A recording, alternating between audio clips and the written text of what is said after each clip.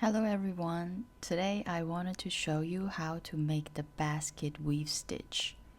This stitch has a very iconic look and texture. The woven effect is produced by alternating front post and back post stitches, and it's very easy to adjust how wide or how tall you want your woven stripes to be. And with proper gauge and the right materials for the yarn, it creates very ideal fabric for garments. I made my Maris cardigan with this stitch, and this is how I do it. So the basket weave stitch is calling for stitch numbers in multiple of 4 plus 2. And in this swatch, I am going to make 18 stitches. After completing my foundation chain, I'm going to make another chain 2. And this chain 2 is going to be my first double crochet. So for the rest of this first row, starting from the 4th chain, I'm going to make 1 double crochet into each chain stitch. Now I finished my first row, which is 18 double crochets. And to start the second row, we are going to chain 2, flip our work, and this chain 2 will act as our first half double crochet. So for the first stitch, we are going to work in this stitch. And for the first 4 stitches, we are just going to work 4 front post double crochet, 1 into each stitch. To do the front post double crochet, we wrap our yarn around our hook, insert the hook from the front to the back and come out like this. Wrap our yarn, pull up a loop, and just do our double crochet normally.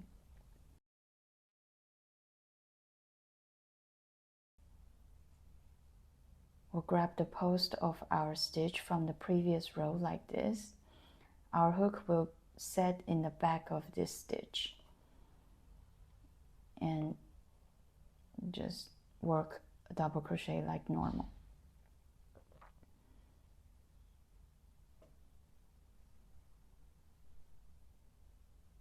And this is our 4th front post double crochet, and our stitch would look like this. And for the next 4 stitches, we are going to work for back post double crochet. Okay, so again, we wrap our yarn and we are going to grab the post from back to front and then go back to back again. From the back side, it will look like this, and from the front side it looks like this. And from here we are going to make our double crochet. Okay, the back loop is a little bit, the back post is a little bit trickier, but once you get used to it, you will find it's not difficult at all.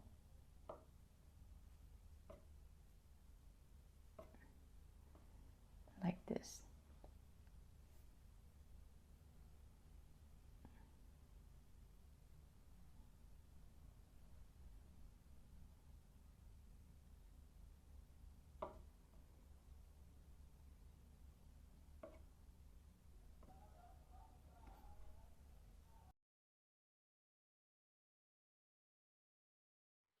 And so for the rest of this row, and actually all the other rows, we are just going to keep repeating and alternating from 4 front post, 4 back post, 4 front post, 4 back post, like this.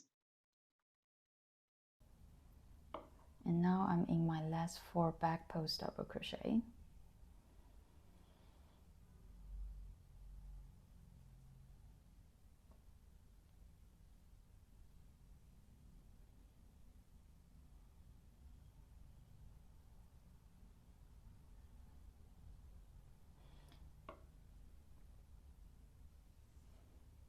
And into my last stitch, I am going to make 1 half double crochet.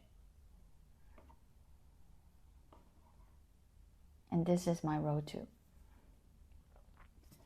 Now let's chain 2, and this will be our first half double crochet. For this pattern, our first and last stitches are always going to be half double crochet. So after the first half double crochet, I'm going to begin my 4 front post. We are going to start with front post stitches for the 3rd row.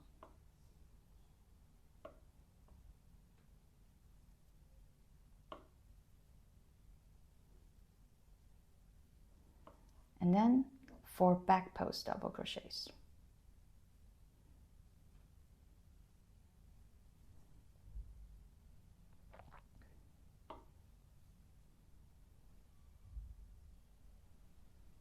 And just repeat like this across the row.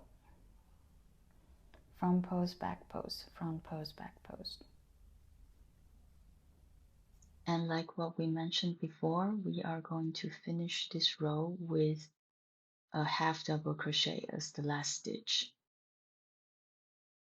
And then chain 2, again this is a half double crochet, turn our work, and we're entering our 4th row. And for this one, we are going to start with back post double crochets. And just like the previous rows, we are going to alternate back post double crochet with front post double crochets, each time making 4 of them.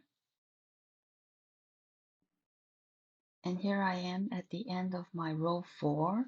I'm going to finish this row with 1 last half double crochet, chain 2, and turn my work.